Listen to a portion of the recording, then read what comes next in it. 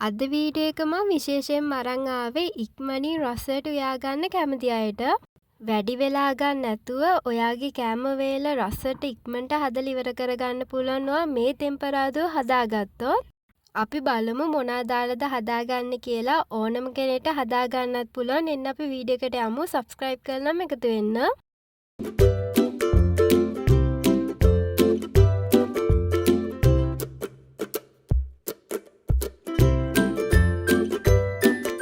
Sausages අල carrot දාලා තමයි හදාගන්නේ. මම සොසේජස් ටික කෑලි දෙකක් වෙන්න කපා ගන්නවා.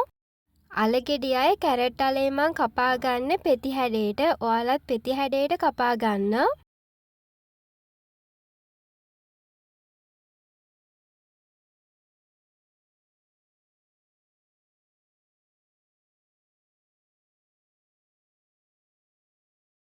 ඔන්න දැන් සේරම ටික කපාගෙන තියෙනවා. අල ටිකත් පෙති හැඩයට කපලා සොසේජසුත් කපලා තියෙනවා. කැරට් ටිකත් මේ වගේ පෙති හැඩයට කපා ගන්න. ස්ටීම් කරගන්න යමු. රයිස් කුකර් එකේ මම ස්ටීම් කරනවා.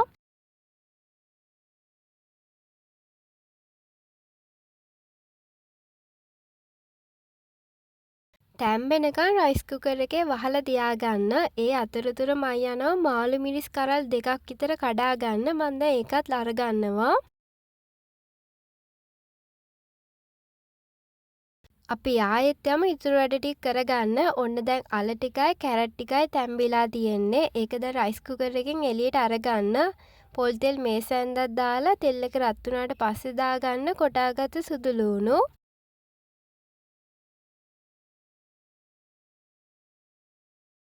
බීලුණු දාගන්න. බීලුණු ගෙඩිය තීරු හැඩයට කපාගෙන අරගත්තේ. අමු මිරිස්, උම්බලකඩ, කරපිංචා, මාළු මිරිස් දාගන්න.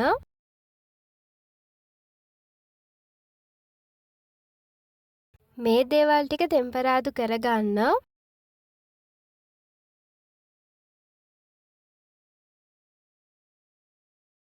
කලින් කපාගත්ත සොසේජස් ටිකක් දාලා ඒ ටිකත් බැද ගන්න.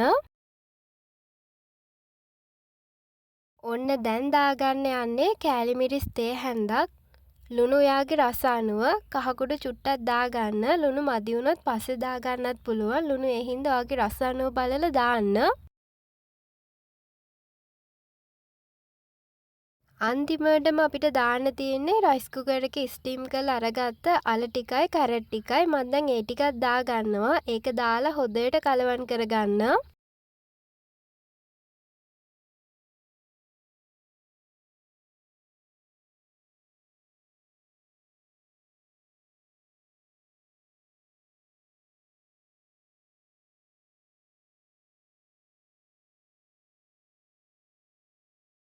ඔන්න දැන් අපේ විශේෂ තෙම්පරාදුවේ වැඩ සම්පූර්ණයෙන්ම ඉවරයි. ඔයා මේ තෙම්පරාදුව හදාගත්තොත් ඔයාට බත් කන්න වෙන මුකුත් ඕනේ නැහැ. විනාඩි 5න් හදාගන්නත් පුළුවන්.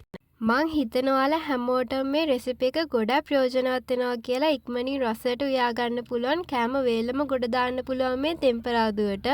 පුදුම රසක් තියෙන්නේ. ඔයත් අනිවාර්යයෙන්ම හදලා රස බලන්න. එහෙනම් ආයෙමත් අලුත් වීඩියෝ එකක් අරගෙන ඔයාලව හම්බෙන්න එන්නම්. ඔයා ලේසියෙන් රසයට කෑම උයන්න ආස කෙනෙක් නම් අමතක කරන්නේ නැතුව මගේ YouTube channel එක subscribe කරලා දිගටම මාත් එක්ක එකතු වෙන්න. ආයෙමත් අලුත් වීඩියෝ එකකින් හමු වෙමු. එතකන් ඔයාලා හැමෝම ගොඩාක් පරිස්සමෙන් ඉන්න. ඔයාලා හැමෝටම සුබ දවසක්.